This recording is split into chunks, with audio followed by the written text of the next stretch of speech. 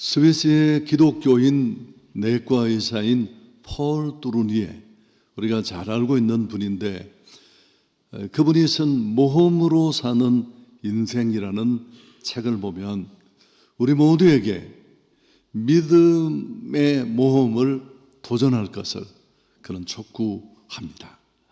믿음의 모험에 기꺼이 나서야 한다, 그렇게 말하면서 그는 하나님을 모험하시는 분이다, 그렇게 표현했습니다. 만물을 창조하시고 그 가운데 하나님의 형상을 닮은 인간을 빚으신 것, 그게 하나님의 첫 번째 모험이라는 겁니다. 그리고 그 인간에게 생기를 불어넣고 자유의지를 주신 것, 그것 또한 하나님의 모험이었다고 합니다. 그리고 죄 가운데 빠진 인간을 바라보시면서 자신의 아들이신 예수 그리스도를 이 땅에 보내주신 것, 그리고 그 아들을 십자가에 못 박고 피 흘리게 하신 일, 이 모든 일들이 하나님의 놀라운 모험이다, 그렇게 적고 있습니다. 기독교는 십자가의 신앙, 십자가의 종교입니다. 우리를 향한 하나님의 사랑, 가장 구체적으로 나타난 현장이기도 하고요. 오늘이 종려주일입니다. 예수님이 십자가 지시기 위해서 예루살렘에 입성하시고 또 그분을 환영하는 사람들이 종려나무 가지를 꺾어 들고 호산나 호산나 외친 데서 유래한 교회 절기입니다. 이제 오늘 기도해 주셨습니다마는 종려주일을 기점으로 이 한 주간 고난주간이 시작됩니다. 이 절기상 다시 한번 십자가의 의미를 우리가 깊이 곱씹어야 할 때입니다. 사도 바울은 십자가의 능력을 우선 첫 번째, 무엇보다 당시 문화와 비교하면서 십자가의 능력을 드러냅니다. 오늘 22절에 그런 내용이 나와 있습니다마는 유대인은 표적을 구하고 헬라인은 지혜를 찾는다. 유대인들은 표적을 좋아했습니다. 눈에 보이는 것, 기적을 통해 하나님을 확인하고 싶어 했습니다. 아마 이런 바람은 시대를 뛰어넘어 우리에게도 있지 않나 싶습니다. 그래서 그들은 종종 예수님께 나와 기적을 보여주십시오, 그렇게 요청했습니다. 모세와 엘리야 시대 때부터 이어져 온 이 신비주의적 경향, 이런 경향이 유대인들을 붙잡고 있었는데, 여러분 이런 생각을 잡고 있으면 십자가에 매달린 예수 너무너무 매력 없습니다. 초라하고 비참하고, 메시아가 저거야? 그런 메시아를 그들은 받아들일 수 없었을 겁니다. 여러분 기독교는 보는 종교가 아닙니다. 듣는 종교입니다. 그래서 말씀을 듣고 구원의 진리를 알아가고 또 신앙을 잘 이렇게 구축해 가는 게 무엇보다 중요합니다. 자, 이런 유대인들의 정서와 함께 또 헬라인들, 역시 교회 공동체를 이루고 있던 또 한 그룹인데, 이 헬라인들, 즉 당시에 그리스 철학적 사고에 젖어 있던 그들은 철저하게 이성적인 것들만 받아들였습니다. 여러분 십자가에 달린 예수, 그게 그들에게 먹힐 법합니까? 결코 받아들일 수 없는 그런 일이었습니다. 그래서 유대인들에게 십자가는, 또 십자가에 매달린 예수는 너무 무능력해 보였습니다. 그리고 헬라인들에게는 어리석게 보였던 것, 어쩌면 그 당시 정서로서는 너무 당연한 일처럼 보였습니다. 바로 이런 시대 사람들의 정서 속에 바울은 담대하게 선포합니다. 우리 오늘 18절은 중심 구절인데 함께 읽습니다. 십자가의 도가 멸망하는 자들에게는 미련한 것이요 구원을 받는 우리에게는 하나님의 능력이다. 바로 그런 자들을 향해 십자가는 능력이다. 여러분, 십자가는 단순한 형틀이 아닙니다. 구원의 능력입니다. 인간은 가난, 질병, 또 전쟁, 갖가지 외적인 문제들의 허덕입니다. 이것도 해결되고 채워져야 하겠지만 사실은 그런 필요보다 더 근원적이고 더 근본적인 문제가 있습니다. 그게 바로 죄입니다. 죄. 인간을 철저하게 무너뜨린, 불행으로 끌고 가는 최악의 원흉은 죄입니다. 그 밥 먹어도 그 옷 입어도 등 따시고 약간 배부르겠지만 심판, 영원한 형벌을 끊어낼 수 없으니까요. 죄는 인간의 가장 깊은 불행의 뿌리입니다. 무엇보다 이 죄는 인간 스스로 해결할 수 없습니다. 선행, 공로, 철학. 존 칼빈은 인간은 구원에 관해 천적으로 무능하다. 정확한 말입니다. 바로 이런 우리를 위해 예수께서 오시고 십자가에서 죄와 허물, 사망과 죄악의 권세를 끊어내 주셨습니다. 그분의 특히 십자가의 보혈은 우리의 죄를 깨끗게 대속했습니다. 이 대속이라는 말, 좀 어려운 말이지만 값을 지불하고 해방시킨다, 그런 의미가 있습니다. 예수님의 십자가는 죄의 종, 사단의 종이 된 우리를 자유케 하는 하나님의 희생이고 지불행위였습니다. 세례요한은 이런 예수님의 사역과 삶을 보면서 뭐라고 외쳤습니까? 보라, 세상 죄를 지고 가는 하나님의 어린 양이로다. 아주 정확하게 그분의 사역을 꿰뚫어 보았습니다. 그 예수님은 십자가 위에서 마지막으로 다 이루었다는 한마디를 남기셨습니다. 다 갚았다, 계산 끝났다, 완전히 청산했다. 우리 죄인은 죽어야 한다는 이 형벌을 그분이 그렇게 대속해 주신 겁니다. 성경은 피라는 단어가 무려 700회 나옵니다.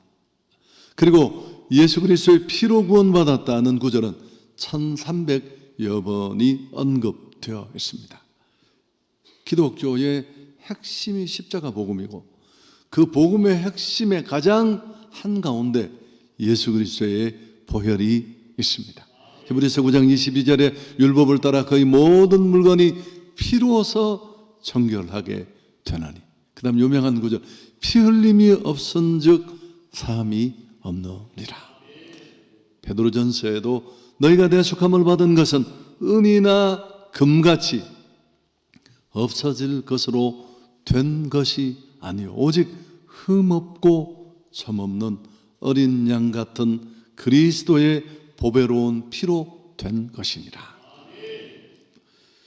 그 존 번연의 철로역정에 보면 이제 폐허의 도시를 떠나 하늘나라를 향해 가는 순례자 여정을 보여줍니다. 그는 등에 무거운 짐을 지고 걷다가 마침내 갈보리 언덕에서 십자가 앞에 무릎을 꿇습니다. 그 순간 그의 등에 얹혀있던 그 무거운 짐은 땅으로 굴러나가 떨어지고 맙니다. 십자가를 통한 죄의 형벌이 끊어내지는 상황을 그렇게 그는 그려낸 것입니다. 십자가는 죄인을 살리고 자유케 하는 구원의 능력이 됩니다. 두 번째, 또 하나는 연결된 겁니다마는 이 고린도 교회는 뛰어난 은사, 또 지식인들이 대거 출석하던 그런 엘리트층들이 많았습니다.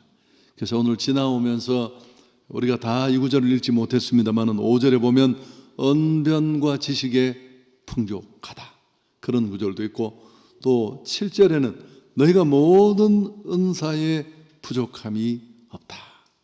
고린도 교회는 아주 계층들의 이 수준도 높았고 무엇보다 그들은 성령의 은혜를 아주 많이 받은 은사가 충만한 그런 교회였습니다.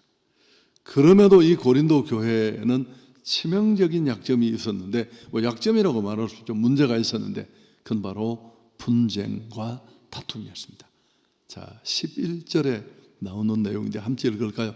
내 형제들아, 근로의 지편으로 너희에 대한 말이 내게 들리니 곧 너희 가운데 분쟁이 있다는 것이다. 여러분, 이렇게 엘리트층들이 모였고 무엇보다도 성령의 뜨거운 은사를 충분히 받았지만 그들은 그들 안에 다양하게 파벌이 생기고 분쟁하고 있었습니다.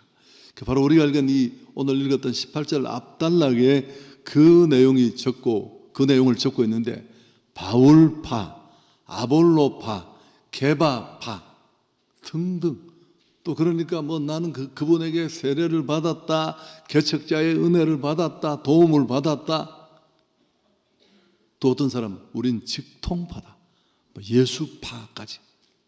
교회가 이렇게 나누어져서 서로 충돌하고 또 다투고 있었습니다. 바울은 사실 이 고린도 전서를 기록하게 된 가장 중요한 기록의 목적이 고린도 교회 안에 일어났던 이 분쟁을 조정하기 위해서입니다.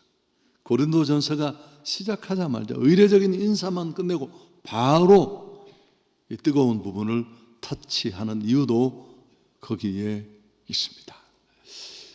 여러분, 바울은 이를 책망하며 오늘 고린도 교회 안에 일어난 이 분쟁과 다툼의 해법으로 제시한 게 바로 십자가입니다.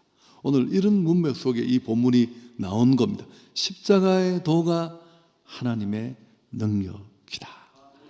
이 도라는 말은 그냥 말씀, 요한복음 1장 1절에 나오는 태초에 하나님이 계신데 그분은 말씀이다 할 때 그 똑같은 단어예요. 그냥 복음으로 받아도 됩니다. 사실 십자가는 모든 반목과 갈등을 해소하는 능력입니다. 누군가가 교회 안에 계속 분쟁을 만들고 파벌을 만들고, 여러분, 거기 다 정당한 이유가 있어요. 이단도 정당한 이유가 있습니다. 교회가 놓친 작은 것들, 의미 있는 것들을 하나 크로즈업하면서 다른 것 섞어서 신앙을 무너뜨리는 것처럼 어떤 정당한 이유든지 교회 하나됨을 깨트린다면 그는 십자가를 모르는 거예요. 여러분, 이 지붕에 십자가가 매달려 있어요.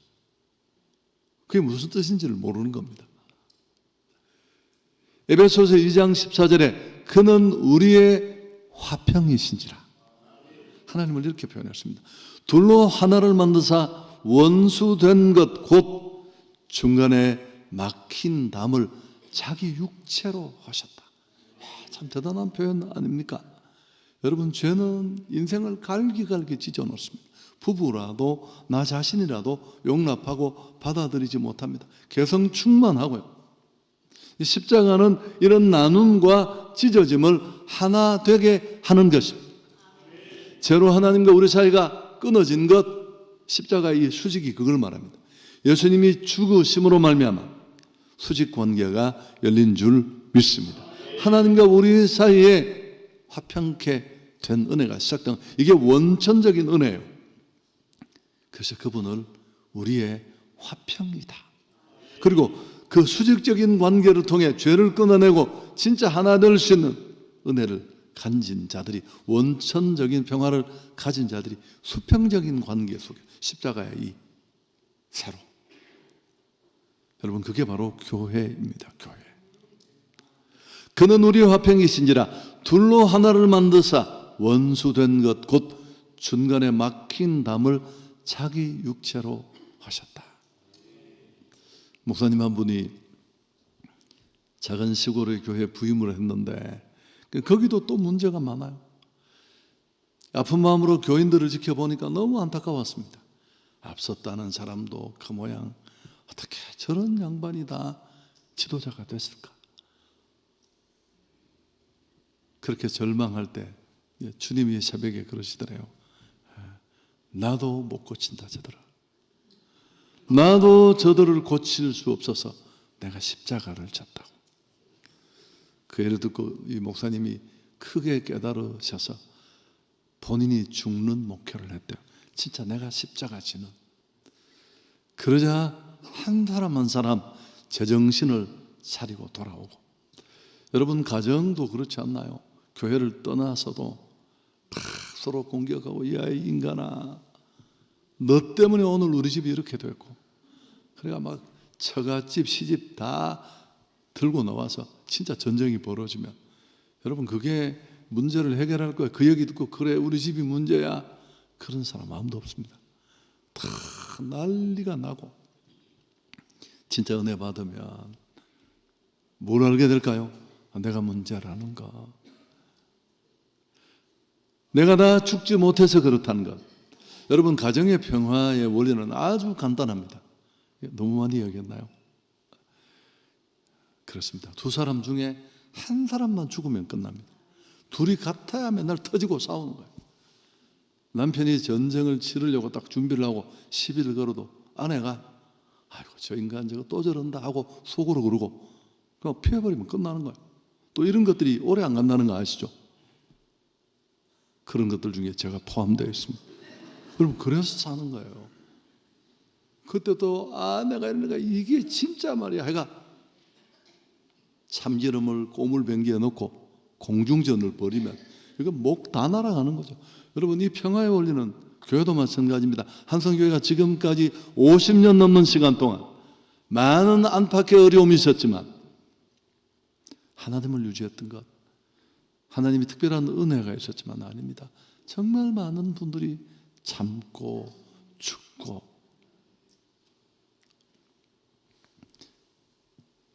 예수의 십자가는 하나님과 인간 사이에 막힌 담을 허물었습니다. 그리고 수평적인 관계 속에 어떤 절벽도 허무십니다. 이게 십자가의 의미입니다. 여러분 교회에서 화평을 느끼는 게 이건 작은 일이 아니에요. 이건 어마어마한 십자가를 그냥 날려버리는 책임을 져야 돼요. 어떤 정당한 이유로 십자가 앞에 서면 사랑, 용서 어렵지 않습니다. 죄를 가지고 있었고 그 허물과 죄로 우리는 죽을 뻔한 게 아니고 완전히 죽었어요. 죄에 대한 의식도 개선의 여지가 아무것도 없을 때 하나님은 자기 아들을 죽여서, 정말 오늘 그 앞에 서론에 한 얘기처럼 그게 하나님의 모험이죠. 그런 정신없는 우리를 위해 자기 아들을 죽여 대속의 은혜를 베풀어 주시고, 그 사실을 알면 우리는 사랑도 용서도 쉽지 않습니다. 어렵지 않습니다. 그래서 어떤 분이 그렇게 말했습니다. 크리스천이라는 말은 그리스도인이 된다는 것은 곧 사랑에 빠지는 것을 말한다. 여러분 신앙인이 나하고 조맞고 잘 맞는 지역 이런저런 학연끼리 모여서 카페에서 커피 마시는 거 그건 아니에요. 정말 나와 다른 사람을 보면서, 여러분 국산품 진짜 다양하거든요. 깜짝깜짝 놀랄 일이면 야 저런 사람이 다 있구나. 근데 본인은 잘 몰라요. 자기가 그런 사람이라는 걸. 그런 사람들을 향해 그래 이제 사랑해야 되겠다. 하나님이 받을 수 없는 나를 받아주셨던 그 사랑으로 나도 사랑해야 되겠다. 제가 목회도 그거더라고요. 여러분 막 찾아와서 목사님 좋아요 선물 목에 달아주면서 윙크하고, 그런 분 몇 되지도 않고 지금은 한 사람도 없어요.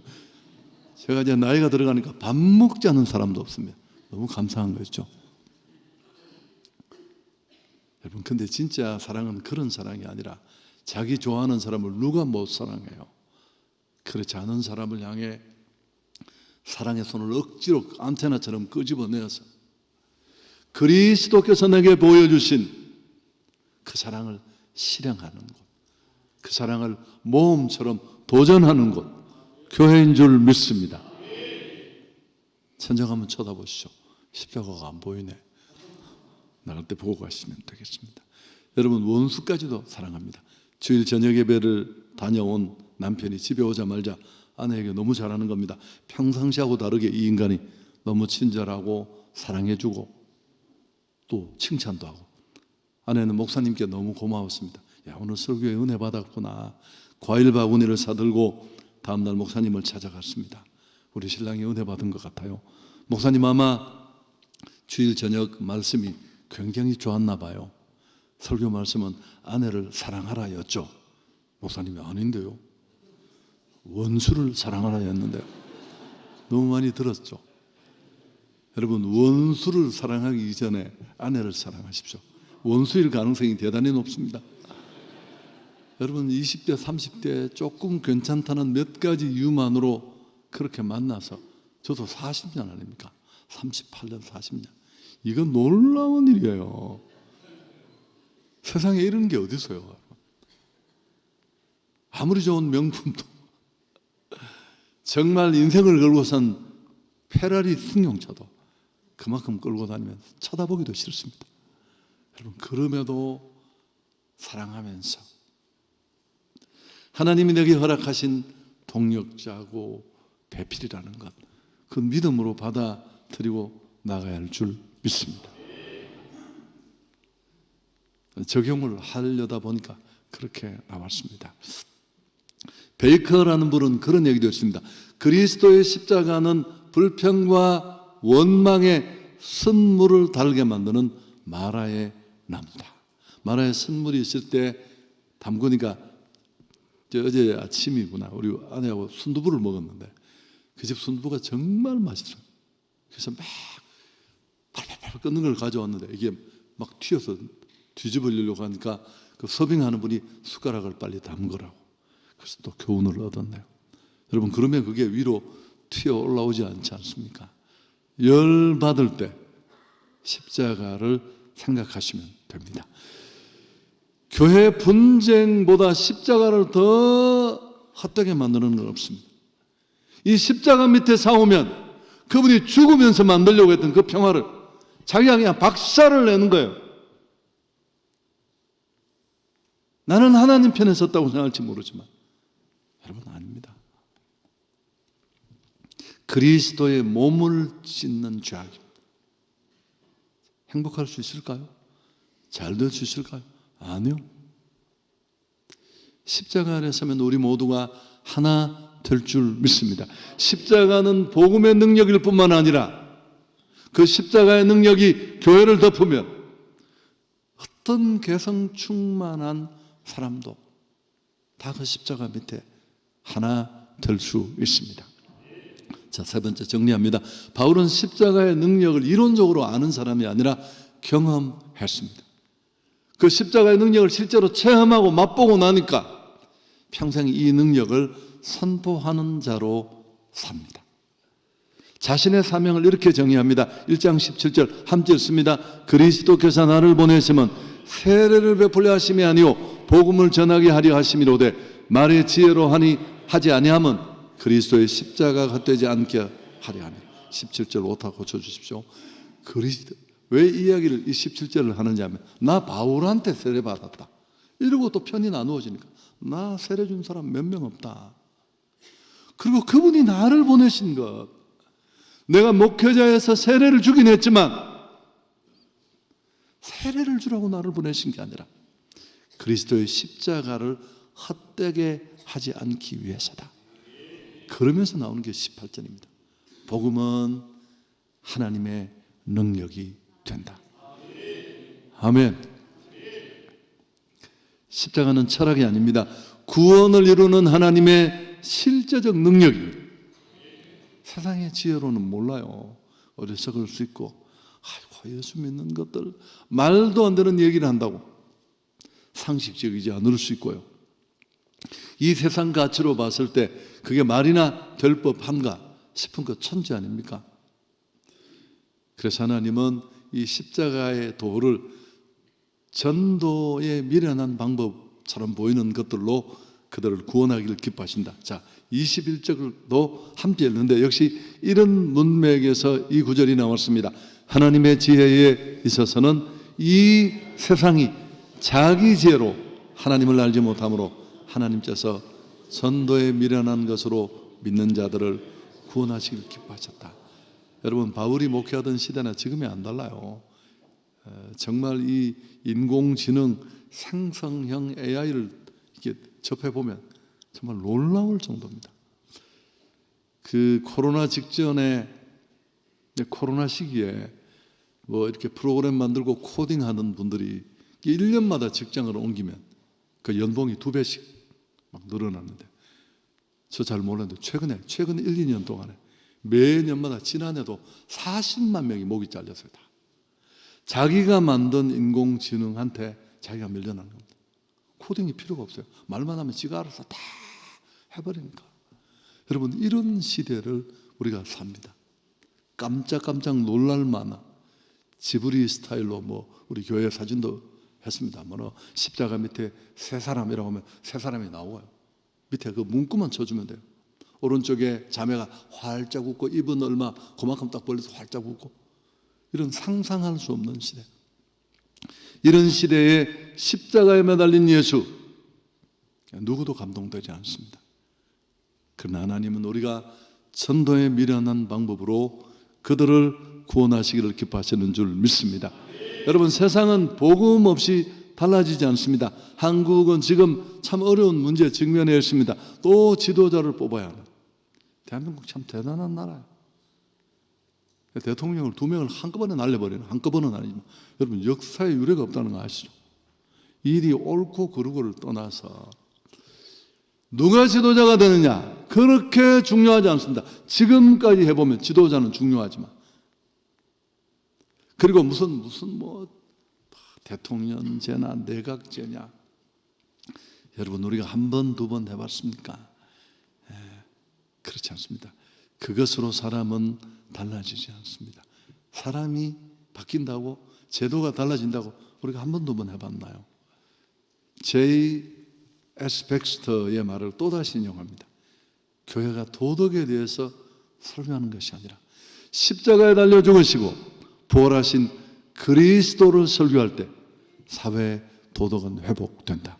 아멘. 정말 십자가를 경험하고 십자가의 능력을 맛보고 진짜 신앙인인 사람이 어떤 형태든지 어떤 모습이든지 정말 봉사한다면 대한민국은 달라질 것입니다. 설교 정리하겠습니다. 크리스천이 누구냐 하면 십자가를 이해하는 사람입니다. 말을 바꾸면 십자가를 어떻게 바라보느냐에 따라서, 다른 말로 하면 십자가를 실제로 경험했느냐 하지 못했느냐에 더 갈라집니다. 종교인일 수 있고 신앙인일 수 있고. 십자가는 사형틀이지만 그 안에 엄청난 생명력이 담겨 있습니다. 십자가 없이 세상을 보면 왜곡됩니다. 십자가를 통해 보면 세상도 역사도 사람도 바로 볼 수 있습니다. 나를 보면 어때요? 받을 수 없는 사랑을 받은, 허물 많은 용서받은 내가 보여요. 형제를 보면 하나님이 뜨겁게 사랑하셔서 십자가 진, 내가 사랑하고 싶지 않고 사랑할 수 없지만 사랑해야 될 대상이 우리 앞에 있는 것입니다. 절망의 세상, 이제 부활주일날 더 완성되겠지만 십자가를 보면 희망이 보입니다. 십자가 없이 사람을 보면 형제 눈에 티가 보입니다. 십자가를 딱 끼고 보면 내 눈에 들보가 보입니다. 들보가 뭔지 목사님 한 분이 이 본문을 설교하면서, 들보가 기둥입니다. 기둥. 시골에 들보 하나를 빼다가 강대상 위에 걸어놓고, 여러분, 이게 들보입니다. 내 눈에 들보는 보이지 않는데 형제 눈에 티만 보는. 십자가는 패배가 아닙니다. 십자가는 하나님의 지혜요 능력입니다. 복음에는 하나님의 의가 나타난다. 자, 이 말도 참 멋있는 말이잖아요. 복음을 들어야 하나님의 의를 드러내게 될 줄 믿습니다. 전해야 될 책임이 그래서 우리에게 있습니다. 교회는 복음을 전할 때 비로소 교회입니다. 작은 개척교회가 교회가 아닌 게 아니고, 건물이 엉망인 교회가 교회가 아니고, 아무리 멋들어지게 지어도.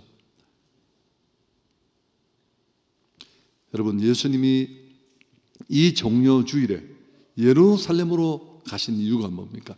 올라오신 이유가, 지난주간 우리가 들었던 그 바울이 예루살렘으로 갔던 이유와 꼭 같습니다.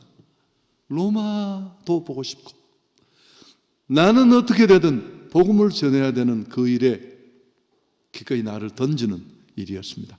예수님은 영광 받으려 입성하신 게 아니라 십자가 지시려고 오셨습니다. 십자가는 능력입니다. 죄를 이기는 능력, 관계를 회복시키는 능력, 교회를 교회답게 만드는 능력, 정말 우리가 바꾸고 싶은 세상을 변화시키는 능력도 이곳에 있습니다. 여러분, 우리는 정말 소중한 가치를 잡고 있고, 교회의 위기는 교회가 교회의 영광을 모르는 있다고 누누이 말씀드렸습니다. 이 축복, 이 정보, 이 굿뉴스를 우리 사랑하는 사람들에게 잘 전하고 이끌 수 있기를 주 예수 그리스도 이름으로 축원합니다.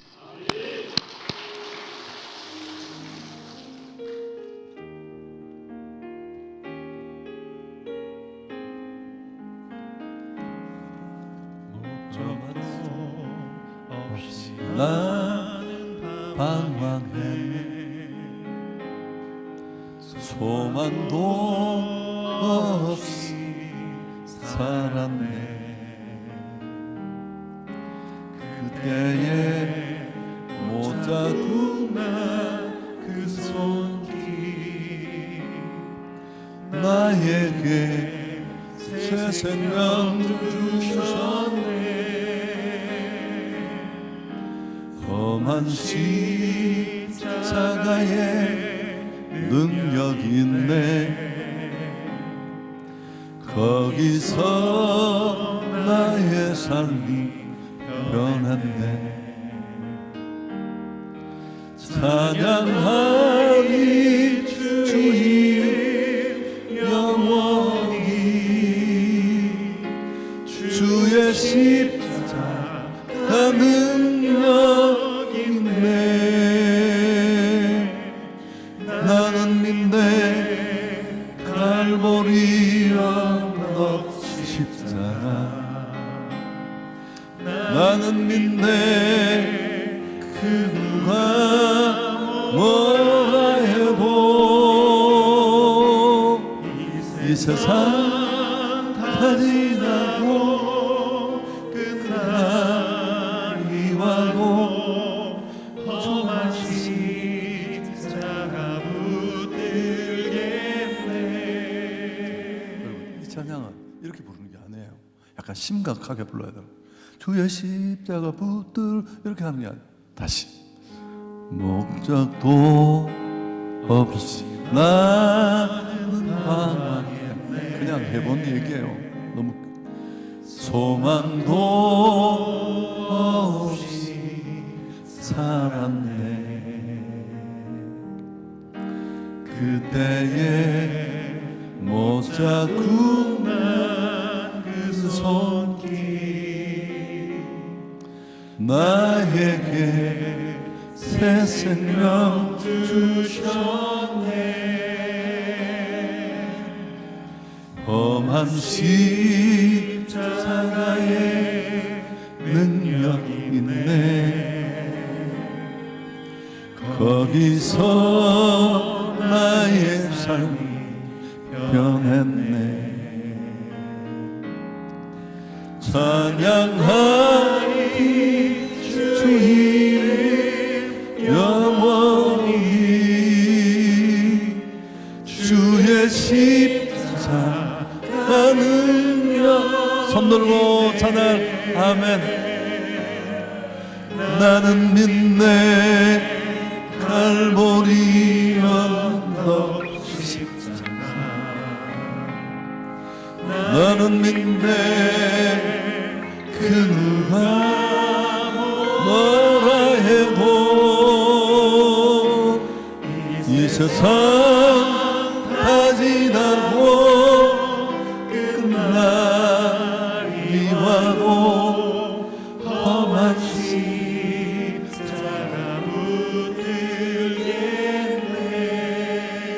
십자가의 능력이 나를 바꾸었고 그 십자가의 능력이 지금도 나를 바꿔야 합니다. 악습, 더러움, 내 안에 있는 분노. 저도 제 안에 분노가 많아요.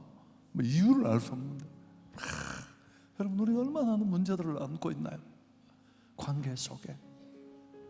그리고 더 나가서 우리가 변화시켜야 될 이 세상, 여러분, 제도가 사람 하나 달라진다고 그 인간이 어떤 인간인지를 우리가 다 아는, 특정인을 말하는 게 아니라 우리 인간을 말하는 거. 여러분, 우리의 세상 저조차도 누구 하나 예외가 있나요? 십자가밖에 답이 없습니다. 사랑하는 사람, 무슨 우리가 뭐 사구려 약 파는 게 아니잖아요. 복음을 하나님 나의 태신자들에게 잘 전하고 싶습니다. 우리 간절히 오늘 말씀 붙들고 복음의 능력을 다시 깨닫게 하시고 십자가 능력이 내 안에 다시 부어지고 그 십자가 능력을 전하는 자로 달려가겠습니다. 주님 한번 잡고 기도하며 나갑니다. 주여, 십자가 능력이네. 거기서 나의 삶이 변했네. 찬양하리 주 이름 영원히. 주의 십자가 능력이네.